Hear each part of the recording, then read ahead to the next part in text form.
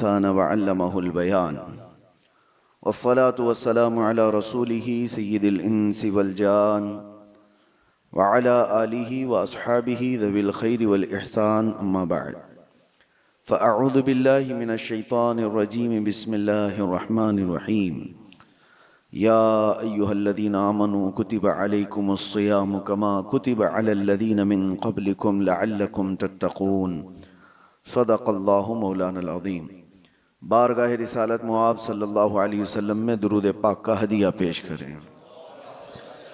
اللہم صلی علی سیدنا و مولانا محمد معدن الجود والکرم وآلہ واصحابہ الکرام ابنہ الکریم وبارک وسلم صلاة دائمة سرمدا ابدا۔ اللہ تبارک و تعالی اس ماہ سیام کو، رمضان المبارکہ کو ہم سب کے لیے خیر و برکت اور سعادتوں والا مہینہ بنائے۔ اس کے استقبال کے لیے ہم اس کے آنے سے 2 ماہ بیشتر ہی دعا کیا کرتے رہتے ہیں کہ اللہ رجب و شعبان میں ہمیں برکت عطا فرما اور رمضان تک ہماری زندگی عطا فرما۔ تو رب تبارک و تعالیٰ نے رمضان ہماری زندگی میں عطا فرمایا، اس کا بے پایاں کرم و احسان ہے۔ رمضان کو ایسے گزارو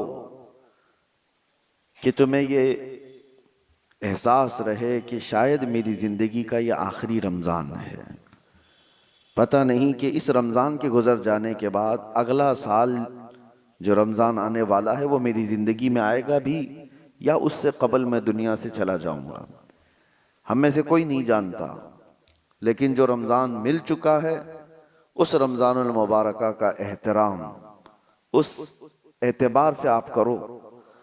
اللہ تبارک و تعالیٰ نے قرآن میں فرمایا کہ تم پر روزے فرض کیے گئے ہیں جیسے پہلوں پر کیے تھے، تاکہ تم پرہیزگار بن جاؤ، تاکہ تمہارے اندر تقوی آ جائے۔ رمضان میں سب سے زیادہ جس چیز کا سامنا آپ کو کرنا ہے وہ کون سی چیز ہے؟ بھوک کا سامنا کرنا ہے۔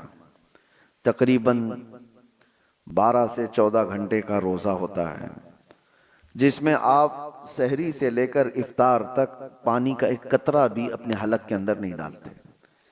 دنیا میں اور بھی کچھ مذاہب ہیں جن کے ہاں روزے کا تصور پایا جاتا ہے، فاسٹنگ، اپواس، لیکن اس کی شکل الگ الگ ہے۔ کسی کے یہاں ہے فروٹ کی اجازت ہے، پکی ہوئی چیزیں نہیں کھا سکتے۔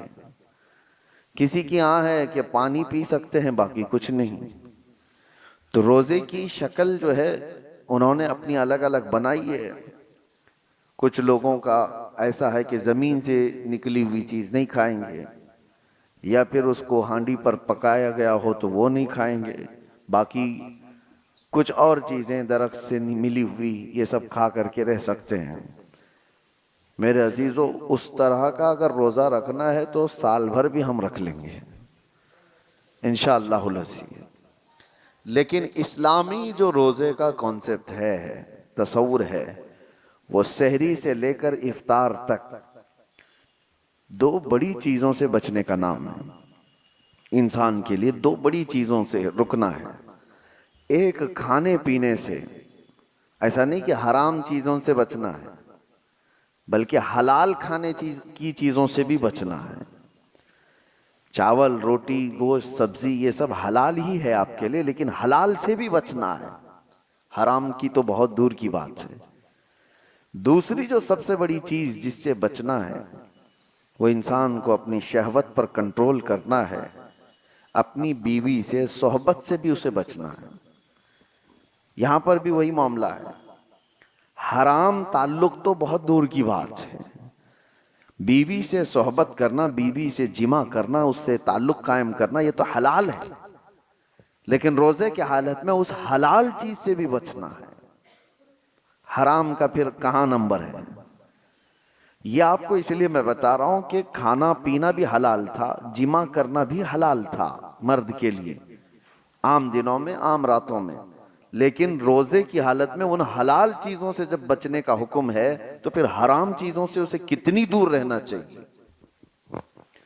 2 بڑی چیزوں سے بچایا جاتا ہے، اور یہ 2 چیزیں انسان کی روز کی ضروریات میں آ جاتی ہیں. چلے کھانا پینا تو یہ روز کی ضرورت ہے، لیکن اس کے جسمانی سکون جس میں رکھا گیا ہے، عورت سے تعلق گاہے بگاہے اس کی بھی اسے ضرورت ہے. تو کھانے پینے سے اور جماع سے جو روکا گیا وہ ایک لیمیٹڈ ٹائم ہے. ایسا نہیں کہ پورے رمضان میں ہی منع کر دیا گیا، بلکہ اللہ تعالیٰ نے رات کو عورتیں تمہارے لیے حلال رکھا جیسے دوسرے دنوں میں حلال ہے. افطاری کے بعد سے لے کر سحری تک جو تمہارا ٹائم ہے کھا پی سکتے ہو، اسی طرح جماع بھی کر سکتے ہو. رمضان المبارکہ کے دنوں کو کیوں ان تمام چیزوں سے دور رکھا گیا؟ یہ بڑی بات ہے میرے عزیزوں. بھوک انسان کے لیے ایک ایسا چیلنج ہے. اللہ کے رسول صلی اللہ تعالی علیہ وسلم نے فرمایا بسا اوقات بھوک آدمی کو کافر بنا دیتی ہے. فقر و فاقے اور اس طرح کی غربت سے اللہ کے رسول صلی اللہ علیہ وسلم پناہ مانگتے اور فرماتے کہ حد سے زیادہ غربت آدمی کو کبھی کبھار کفر کی طرف لے جاتی ہے. بندہ ناشکرا ہو جاتا ہے، بھیک مانگنے کی عادتیں آ جاتی ہیں، یا چوری ڈکیتی کی کوششیں کرنے لگ جاتا ہے.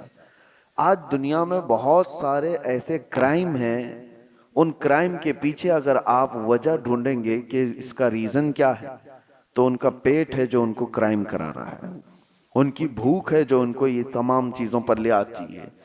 کچھ عورتیں اپنے جسموں کے کاروبار میں مصروف ہیں، انہوں نے اپنا جسم دے دیا، وہ مردوں کے نظر کر دیں اور اپنا جسم ایک رات کے لیے بیچتی ہیں. تو ان کا اس کے پیچھے ریزن کیا تھا؟ تو اکثر میں تو یہ سمجھ میں آتا ہے کہ ان کی بھوک، ان کے پیٹ کی ضرورت شہوت سے کرنے والے کم ہوں گے، لیکن اکثریت جنہوں نے اس راستے کو اختیار کیا، گھر کی غربت، چند پیسے آ جائیں، گھر سنور جائے، ان تمام خواہشات نے ان کو اس راستے پر لگا دیا. بہت سارے چور ہیں، بہت سارے ڈکیت ہیں، انہوں نے چوری کا راستہ اختیار کیوں کیا؟ یہ غربت ان کو وہاں پر لے آئی. اور ایک بار آدمی کرنے کے بعد پھر مالدار ہو بھی جائے تو پھر وہ اپنی پرانی خصلت چھوڑتا نہیں. مثال کے طور پر کچھ گنڈے، کچھ ڈاکو جو ڈکیت ہیں اور ڈاکہ زنی کرتے ہیں، ایسا نہیں کہ وہ غریب ہی رہتے ہیں، بہت مالدار ہو گئے، وہ ڈان کہلانے لگ گئے، کروڑوں کی ان کے پاس جائیدادیں آ گئیں، لیکن وہ کام چھوڑتے نہیں. وجہ یہ ہے کہ بھوک نے ان کو شروعات کرا دی تھی، اب وہ بھوک ان کی موت تک مٹتی نہیں. بھوک کی وجہ سے وہ آیا تھا، پیٹ کی بھوک، اس کو مٹانے کے لیے چھوٹی موٹی چوریاں کیا، لیکن جس راستے کو اس نے اختیار کیا کہ بھوک کو ختم کروں، وہ راستہ ایسا ہے کہ موت تک اس کی بھوک کا وہ علاج نہیں دے سکتا. چاہے اس کے پاس اربوں کی جائیداد آ جائے، بھوک مٹتی نہیں. یہی طوائف کے ساتھ بھی ہے.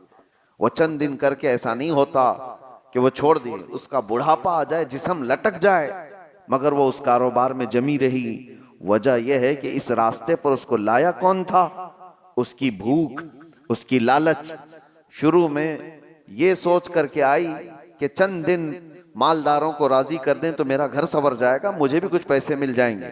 تو اس راستے کو اختیار کیا تو پھر یہ راستہ اسے موت تک چھوڑتا نہیں، اس کی بھوک مٹتی نہیں. کل دیکھا جائے گا، اگلی بار دیکھا جائے گا، یہ کرتے کرتے اس کی موت آ جاتی ہے.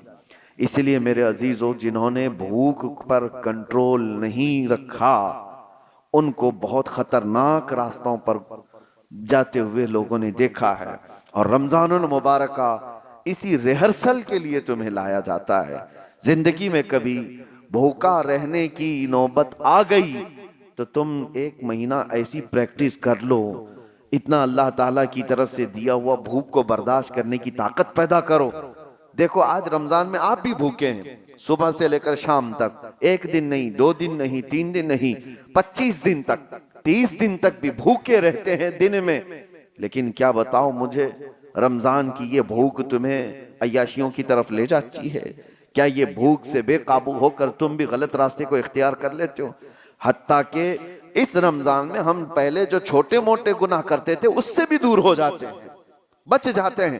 وجہ یہ ہے کہ یہ بھوک اللہ کی طرف سے دی گئی ہے، اور تمہیں صحیح کرنے کے لیے. یہی قرآن کی آیت کہتی ہے لعلکم تتقون، اس لیے تم کو روزہ رکھوایا جا رہا ہے تاکہ تم پرہیزگار بن جاؤ.